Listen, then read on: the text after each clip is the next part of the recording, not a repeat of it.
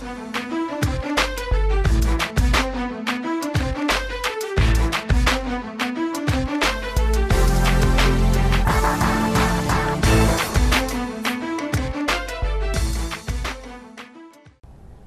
to Fit and Bold, where we promote healthy lifestyles. I'm your host, Lakita Goins.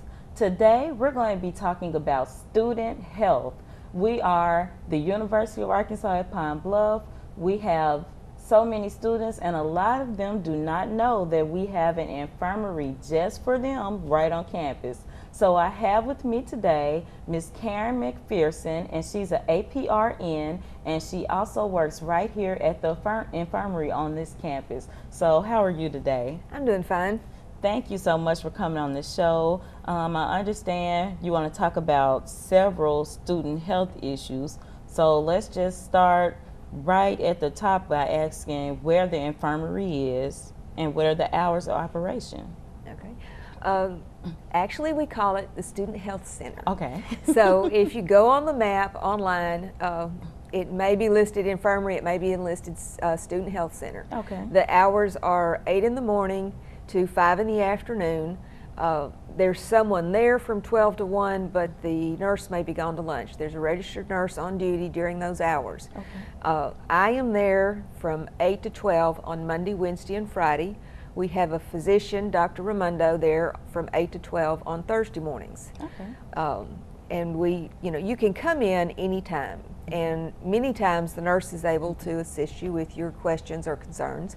If not, she'll either have you come back when we are going to be there, or if it's urgent, she will refer you to somewhere where you can get the care that you need. Okay, and before we jump into, I want to say the students always ask about the fees they pay that are included with tuition. Well, yeah, your fee to utilize the Student Health Center is included in your tuition, so you've already paid for it. Okay. You might as well use it. That's right. But you need to come in between classes. Don't miss your classes to come over.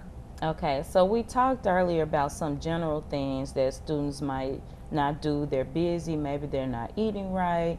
Talk about some of those types of things. I've been coming over for about 2 years now, and basically what I see, students are away from home. A lot of times this is the first time you've been away from home, and you're having a good time, and I don't blame you. I did the same thing when I went to college. But your body needs certain things to stay healthy. You need at least 6 to 8 hours of sleep at night. And I know you're meeting new people and you're having parties and you're having fun and you need to study a little bit occasionally, but you need at least 6 to 8 hours of sleep every night. So try to concentrate on that.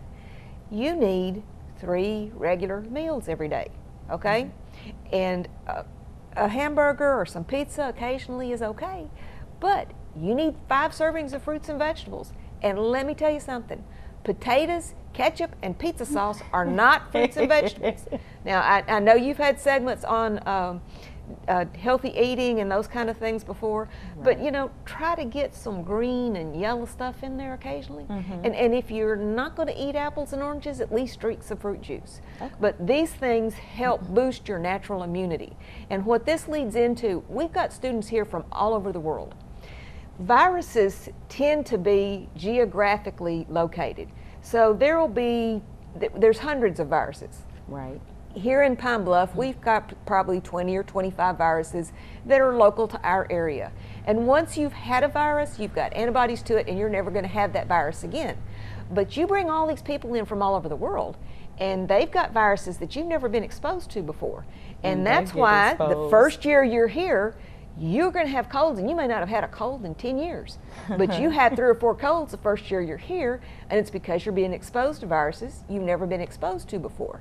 And if you're not sleeping but 2 or 3 hours a night, and you're not eating anything but hamburgers and pizza and potato chips, your resistance is down, and you're going to be sicker with those viruses than you would be if you're taking care of yourself. Right, and that makes a lot of sense. So we want to eat right and get the proper rest so that we can be in class and have time to study and perform to the best of our abilities. Now, you also talked about something you've seen on campus. You talked about seeing STDs, and it's everywhere. They're everywhere. We know about them. But just talk briefly about being safe and You know, and it's just basics. Okay, since I've been here, I've seen every single STD in the book, and you know there are students who've been here longer that prey on newer students, and that happens on every college campus. And you know, you're away from home, and it's natural that some students are going to experiment with alcohol and some other substances. And while I don't condone that, it's going to happen, and we know it is.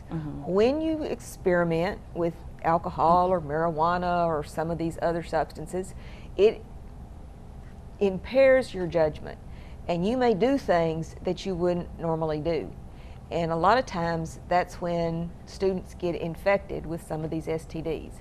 Now, a lot of these STDs we can cure with antibiotics. Gonorrhea, chlamydia, syphilis, trichomonas, all of those, you know, we can give you antibiotics and get rid of them. And we can screen and test for those at the Student Health Services Center. But once you get HIV, you've got it, and you've got it the rest of your life. Once you get herpes, you've got it, and you've got it the rest of your life. You're never going to get rid of it.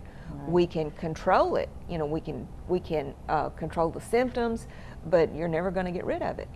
And that's why, if you're going to experiment with these things, you need to have somebody watching out for you. You need to take precautions. You know, you've just got to be careful, because some of these things can change your life for the rest of your life, and there's no going back. The other thing that we see is hepatitis C. If you're going to do IV drugs, you know, and you're going to share needles, you need to be careful with who you're sharing it with. Now, I'm not recommending it, and I'm not condoning it. Try not to. But, you know, one stick with the dirty needle, and you can have hepatitis C for the rest of your life. Because a lot of people don't know hepatitis does not go away. It's not. No, you've got it the rest of your life. And 20% of people who get hepatitis C will wind up having chronic liver disease and either getting liver cancer or needing a liver transplant. Okay. And another thing I want to ask you about, and this is a jump from the STDs, but I've been noticing at the healthcare center they've been doing the flu shots, and I do want to touch on that. Talk about the importance of getting the flu shot, especially students who are on a campus with so many other people. Well, when you have there's actually two vaccines that everybody on campus should have. You've got a lot of people in a small area, and like I said, you're not eating right, and you're not sleeping right, and you're living the good life. So your resistance is down. The flu vaccine you can get for free. Now, we've already had our flu clinic on campus, but you can go to the health department and get one for free. It takes, you know, 15, 20 minutes and a little pinprick that doesn't hurt as much as a mosquito bite. If you get the flu, you're looking at 5 to 7 days of feeling like crap, running fever, 102 to 103, and missing classes and getting behind in your schoolwork. I mean, it's just miserable. And with this age students, the incident of complications like pneumonia and bronchitis and sinus infections, this is pretty low unless you have asthma. But you know, there is a risk of complications. The other immunization that every student on this campus should have is a meningitis vaccination. And meningitis tends to run through campuses if it ever gets started, and we're talking about the bacterial meningitis. It's common on college campuses, it's common in Army barracks, it's common anywhere there's a lot of people living in a small area close together, and their systems are stressed and they have low resistance. And if you didn't get one before you came to school, you need to get down to the health department and get one. Because it's very serious. It's very serious, and the complication rate from it is very high. And if we get just one person who gets it, it can go through the campus like wildfire. Now, fortunately, we haven't seen any of it in the 2 years that I've been here.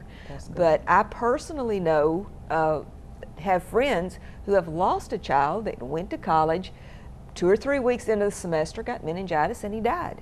And that's devastating on your family. And it can, you know, it can go through a dorm like wildfire. So students, we're out of time, but I do want to say, take care of yourselves. Surround yourselves with positive things. Get involved with the activities on campus versus maybe experimenting with things that could get you hurt or in trouble or sick. So I want to thank Nurse McPherson for being here with us today and for taking the time to talk to us and to our students. So stay tuned. When we return, we're going to give you some more tips about that healthy eating, some quick fruits and vegetables you can take with you, and how to get your 3 meals a day in. So don't go anywhere. Stay tuned. Hi, my name is Danny Andre Burrell II, a senior here majoring in industrial technology, management, and applied engineering. I thought that I would be looking for a job at this point, but thanks to my mentor, Dr. Charles Colin at Career Services, I was able to obtain a position as an industrial engineer upon graduation. Danny worked hard in class from the beginning, obtaining 3 internships while on campus. UAPB can help prepare students like Danny for those same opportunities. UAPB prepared me.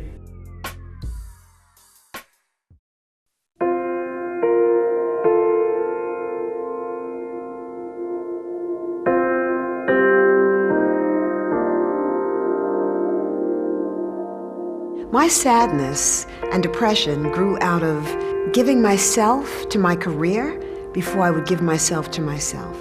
And then I am out there speaking in front of thousands of people with a smile pasted on my face, but dying on the inside. Hiding sadness makes you more and more sad because it closes you off. Being able to talk about it is so liberating. Giving voice to what you're feeling is part of the healing. Hi, I'm Terry Williams.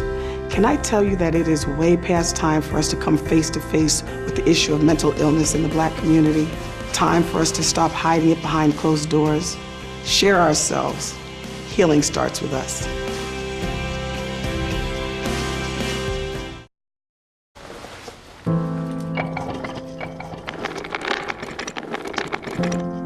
Maybe he's really focused. Hey, Michael. Michael.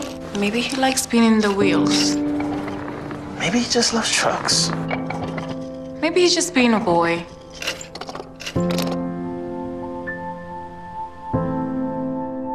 Preoccupation with objects is one early sign of autism. Learn the others today. The sooner it's diagnosed, the better. Welcome back to Fit and Bold. Today we've been learning about student health. I'm here today with Ms. Claudia Carberry, and she's the Clinical Nutrition Manager for JRMC right here in Pine Bluff. How are you today? Very good. Thank you for having me again. Oh, I appreciate you coming. So tell us about what's important about student health when it comes to nutrition. Well, you know, a lot of things about student health are the same just as the general population because, of course, you know, students are still people. And so a lot of the concepts can be the same, but students have some added challenges with time and resources and sometimes skills with healthy eating. And so first, I'd like to just talk a little bit about what's the same as the general population, and then get a little bit more into some of the special challenges that I mentioned. It sounds good to me. All right. Okay. Well, for anyone in the population, energy balance is going to be the key to maintaining a healthy weight for life. College, for a lot of people, is the first time that they're supplying their own meals or making their own choices and not depending on a caretaker or someone just to kind of put that food on the table. So energy balance becomes a challenge as they kind of learn their own body and which foods are going to nourish them and then which foods can be detrimental to them. So energy balance, that concept is basically just calories in and calories out. Okay. So you never want your calories in to be greater than your calories out. Okay. So the food that you're eating needs to be equal to or less than the energy that you're burning through exercise or just activities of daily living like walking around campus. Right. You know, walking around with your friends, things like that. That's going to burn calories too, not just those minutes on the treadmill or at the gym. Exactly. So the calories in, calories out, that's everyone, you know, we need to balance those in order to maintain our weight. So that's a key thing for everyone. Like I said, college students, in particular, students just have additional challenges. So they, a lot of times, are strapped for cash. They are paying tuition and buying books and supplies and laptops. And I'm sure our students can relate. Yes, the list just goes on. And So, you know, finances can be an issue with trying to buy healthy food. Right. And then also time. They spend a lot of time in class. They spend a lot of late nights up writing papers and can often be sleep deprived. And so sometimes they don't schedule the time to take care of their own nutrition. So time and resources can be a big thing. And then the third thing is just skills.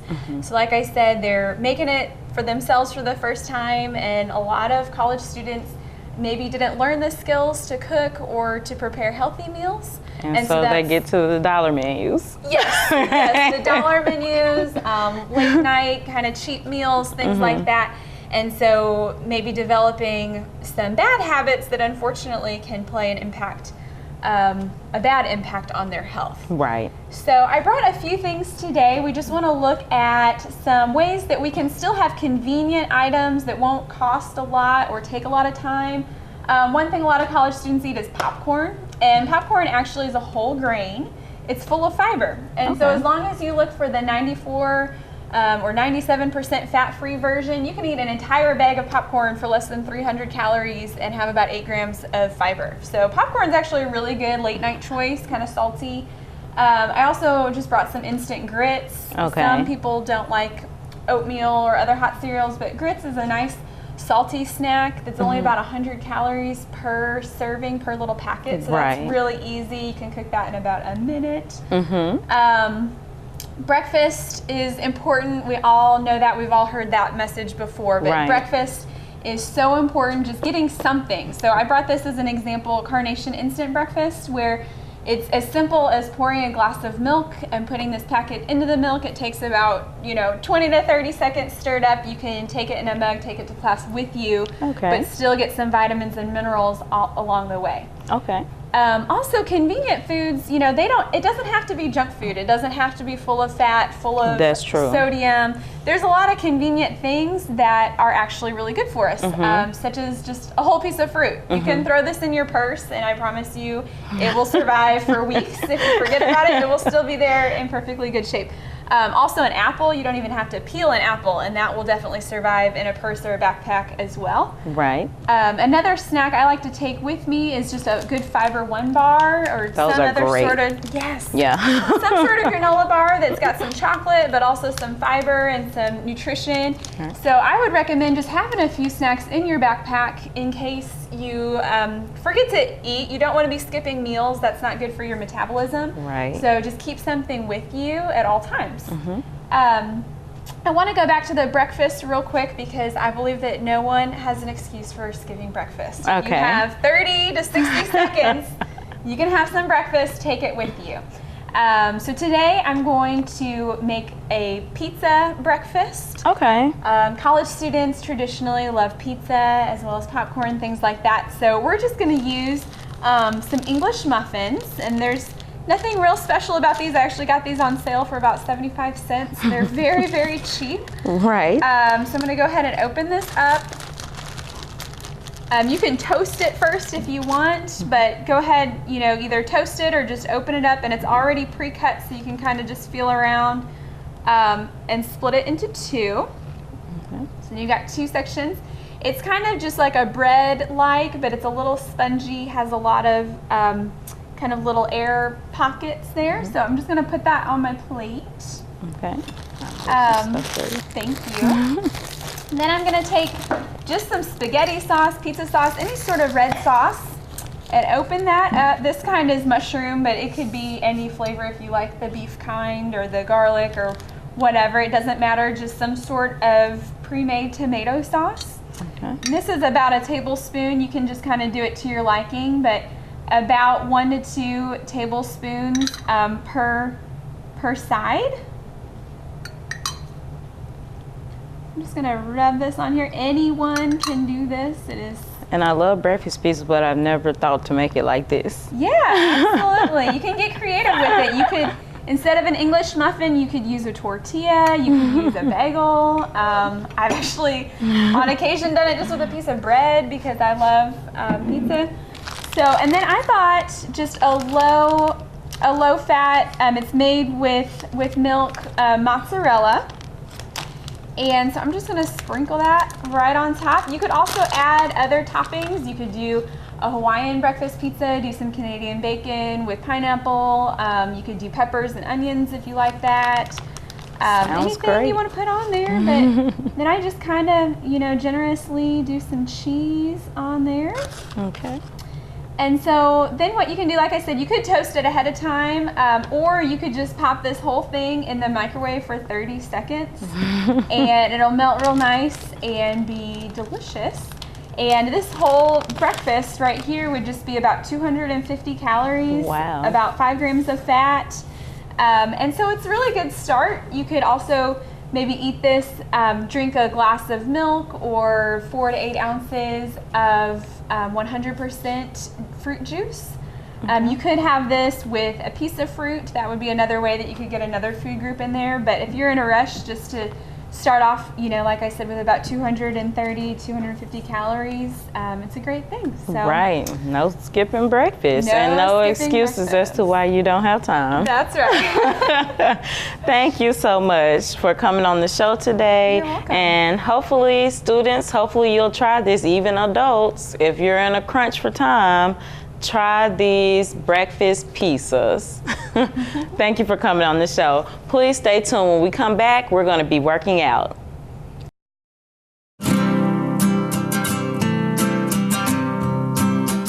Every day across America, excess food is gathered by a network of good people at local food banks, giving hope to millions of children who struggle with hunger.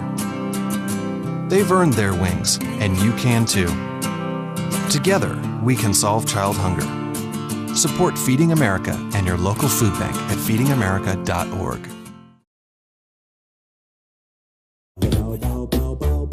Hello, everybody. Here's the world's most famous asthma rock band, the Breathe Easies, with their hit song about how secondhand smoke can cause asthma attacks. Let's hear it. Don't smoke in the house. Don't smoke in the house. Don't smoke around the kids in the house. Don't smoke in the car. Don't smoke in the house. Don't break my heart with your secondhand smoke in the kids. It can trigger the asthma. Don't smoke in the house. Don't smoke in the car. Don't smoke in the house. Preventing asthma attacks can be as simple as making your home a smoke-free zone. For more easy tips to stop asthma attacks, go to noattacks.org.